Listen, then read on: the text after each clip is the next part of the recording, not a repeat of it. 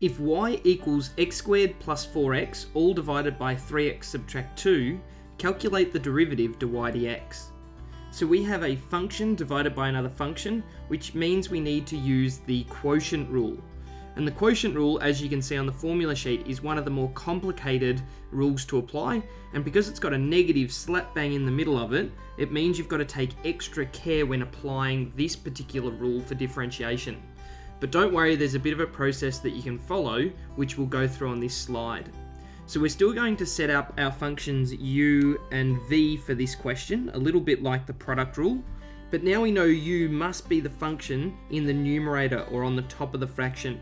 So for the product rule, it really didn't matter which you used for u and v, but for this, we know u must be the top line, which is x squared plus 4x, and v, according to the rule, is the denominator.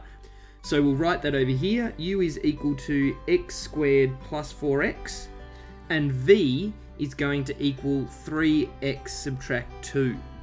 And now we still need the derivatives du dx and dv dx, so let's calculate them next. So du dx is the derivative of x squared plus 4x, which is 2x plus 4, and dv dx is the derivative of 3x subtract 2, which is simply equal to 3. And now here's a neat little way of remembering the quotient rule. So if you have the derivative d dx of a function u divided by v, so this is a way of remembering the quotient rule really easily. So we start by squaring the bottom line and writing its rule straight away up in the top of the fraction.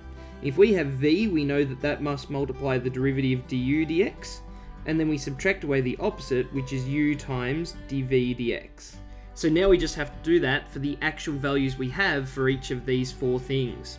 So now we just need to calculate the derivative that we are asked for in this question. So dy dx, the derivative, is going to equal, and now we simply take the bottom line and we square it. So we have 3x subtract 2 squared, and we write that in brackets straight away on the top line. So we have 3x take 2, and now we need to multiply that by the derivative du dx. So that's going to be 2x plus 4, and then we subtract away, and it has to be a negative sign here, and we're going to have u, which is x squared plus 4x, and we multiply that by the derivative dv dx, which is 3.